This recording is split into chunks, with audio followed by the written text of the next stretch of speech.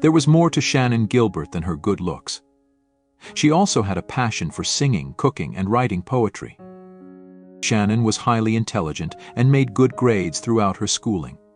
She graduated high school at only 16 years old. To say she was an overachiever was an understatement. However, things were not always easy. In 2010, due to a lack of financial resources, she found herself in a situation she wasn't proud of. Shannan began working in the sex trade. It wasn't something she wanted to do long term. She had aspirations that went far beyond her current circumstances. Tragically, in May 2010, a promising life was cut short as Shannan vanished without a trace from Oak Beach, Long Island. Her disappearance set off a chain reaction that would lead to one of the largest serial killer investigations in New York State history. Shannan Gilbert was born on October 24, 1986. She was raised by a single mother, Mari, and had 3 younger sisters named Stevie, Cher, and Sarah. As a child, Shannan enjoyed being the center of attention and would often seek out opportunities to be in the spotlight. Whether it was during family events or social gatherings, Shannan would find a way to stand out and capture the attention of those around her. Her radiant smile and captivating eyes had the power to draw people in and make her stand out in a crowd. Shannan lived in Ellenville, a small town in the Catskill Mountains of New York. However, Ellenville was a low-income area, which made it challenging for her to find stable employment. Shannan had to work several odd jobs to make ends meet, working as a server and front desk clerk at a local hotel. Dreaming of leaving Ellenville and pursuing her dreams in the city, Shannan made a bold decision in 2007. She moved to Jersey City, located just across the Hudson from Manhattan. During this period, Shannan found herself earning a significant amount of money. This newfound financial independence brought a sense of freedom to Shannan. However, the source of her income during this time was engaging in sex work. When Shannan's sister, Cher, found out about her sister's involvement in this profession, she was shocked and ashamed. Mari, Shannan's mother, placed the blame on the people her daughter was associating with at this time for her decision to enter into the sex work trade. Shannan, however, reassured her mother and sisters that she was happy and safe. Craigslist became her primary platform for advertising her services. Despite her involvement in sex work, Shannan maintained a strong connection with her family. She regularly returned home to celebrate important occasions such as birthdays and holidays. Family held great importance to Shannan, and she cherished the opportunity to be surrounded by her loved ones. During her time as a sex worker, Shannan encountered Alex Diaz, a driver. Initially, their interactions were limited to their professional relationship. However, over time, a spark developed between them, and they started dating. Their relationship took a dark turn when Alex assaulted Shannan. The assault left Shannan with serious injuries, including a shattered jaw. As a result, she required a titanium plate to be surgically implanted in her face. Shannan's family and loved ones did their best to intervene and get her away from Alex, fearing for her safety and well-being. However, Shannan was steadfast in her belief that she loved Alex. Although Alex Diaz sometimes drove Shannan to meet her clients, she had another driver, Michael Pack. Typically, Shannan's clients who contacted her on Craigslist were local to New York City, specifically in areas like Brooklyn, Queens, Manhattan, or New Jersey. However, on May 1, 2010, Shannan was contacted by a man who lived in Oak Beach, Long Island, an hour outside of the city. Oak Beach was an affluent area, a private community with about 50 homes. That night, Michael Pack drove Shannan to the meeting with the client in Oak Beach. When Michael Pack arrived at the entrance to Oak Beach, he called the client to obtain the gate code at midnight. The client, Joseph Brewer, an unemployed financial advisor and divorcee, came out to meet Shannan and guide her inside. Michael Pack waited in his vehicle while Shannan headed inside Joseph Brewer's home. Michael Pack's role extended beyond transporting Shannan back and forth from her job. He was also her security. While waiting for Shannan to finish with Joseph Brewer, Michael occupied his time by playing mobile games on his cell phone. Eventually, he fell asleep. It was around 5 a.m. when Michael was jolted awake by someone knocking on his car's driver's side window. Joseph Brewer stood outside, requesting his assistance in getting Shannan out of his house. Michael entered Joseph Brewer's home, searching for Shannan. He found her hiding behind the couch, clearly in a state of distress. She was on the phone with 911, repeating the words, "They're trying to kill me, they're trying to kill me." The dispatcher, trying to gather crucial information, asked Shannan where she was. Because Shannan was in such a panic, she mistakenly stated that she was at Jones Beach. However, in reality, she was located further west. While Shannan was on the phone with 911, Michael Pack did his best to calm her down and get her back into the car. However, Shannan, in her frantic state, fled from Joseph Brewer's house. Michael Pack jumped into his SUV and pursued her. Around 5:10 a.m., Gus Coletti, a 75-year-old Oak Beach resident, was awake and preparing for the day when he heard banging on his front door. Opening the door, he found Shannan on the other side, terrified. Noticing her distress, Gus stepped aside and let her in. As Gus dialed 911, Shannan, still in a state of panic, ran out of Gus's home into the dark. Concerned about her safety, Gus followed Shannan outside. Not long after Shannan had fled, Michael Pack arrived and asked Gus if he had encountered any distressed young ladies. Gus informed Michael that a woman had just shown up at his house but ran away when he called the police. When Michael Pack realized that the police were on their way, he became angry and told Gus that the woman was going to be in big trouble. Michael then sped away. Approximately 30 minutes later, the police arrived on the scene and spoke with Gus. They searched outside of his house for Shannan. With no sign of Shannan, the police speculated she had left the island and went about their day.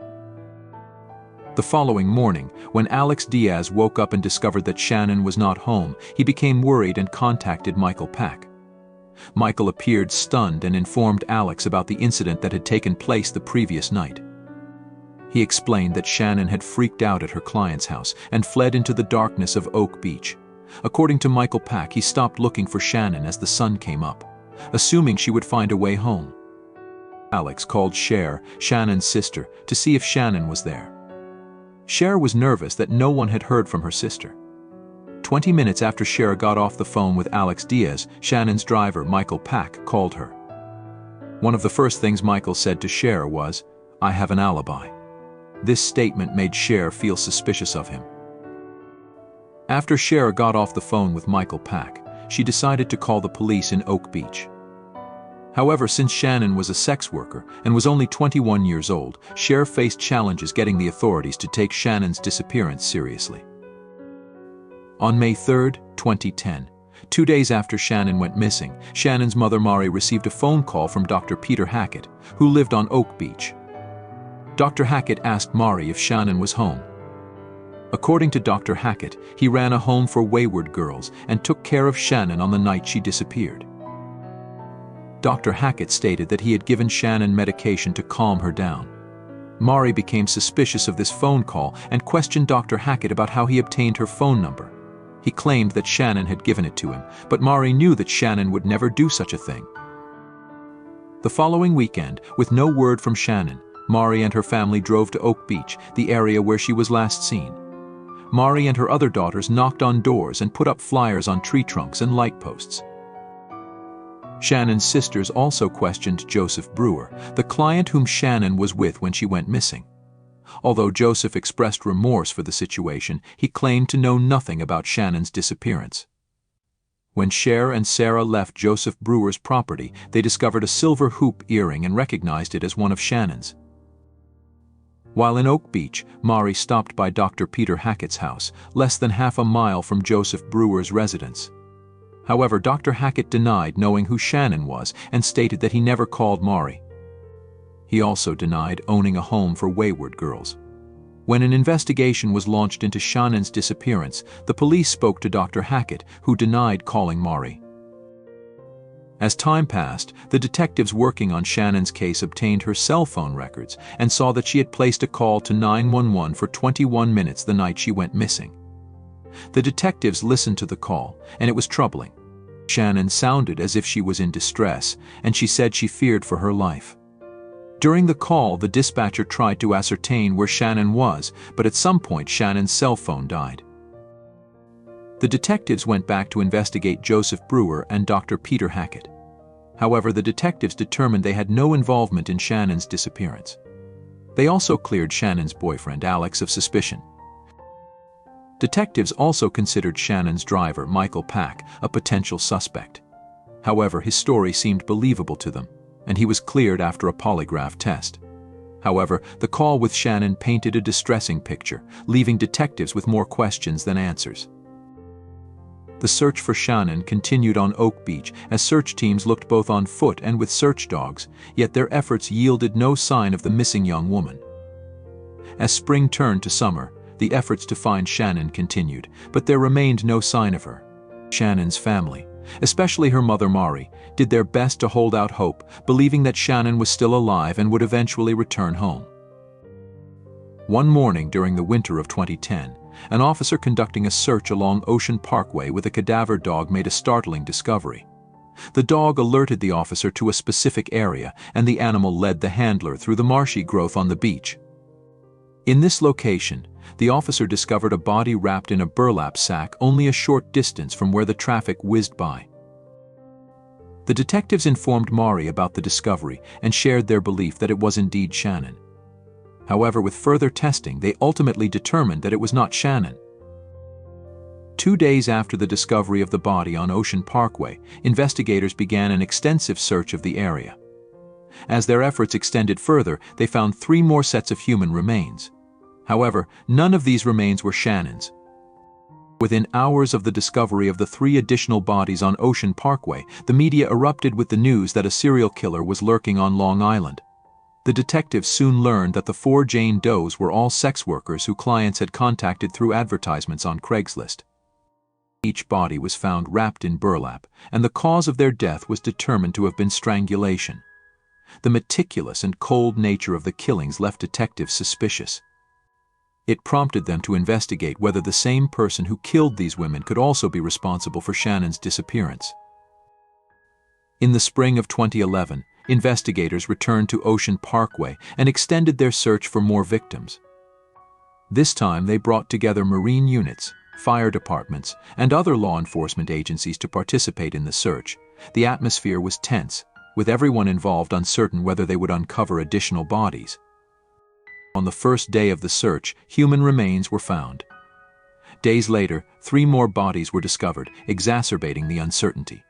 Unfortunately, none of the bodies found during the spring 2011 search matched Shannan's description. In the winter of 2011, a police officer stumbled upon a purse while conducting a routine walk through a marshy area. Upon further investigation, he discovered Shannan Gilbert's identification inside the bag. As the officer continued his search, he stumbled upon 2 waterlogged women's shoes and jeans that matched the pair Shannan had on the night she went missing. To thoroughly search the marshy area, the authorities brought in an amphibious vehicle. Their persistence paid off as a body was eventually discovered. The medical examiner confirmed that the remains found belonged to Shannan. The location of Shannan's remains was of particular interest. Guess whose backyard overlooked the area where Shannan was found? Dr. Peter Hackett, the same man who denied calling Shannan's mother after she went missing. Even though the circumstances surrounding Shannan's disappearance and death raised suspicions, the Suffolk County Police Department determined that her death was accidental. Despite unanswered questions and a lack of clarity, the official ruling was that Shannan's death was not the result of foul play. Detectives concluded that Shannan had run for half a mile through the marshy area, becoming exhausted due to the panic she was experiencing.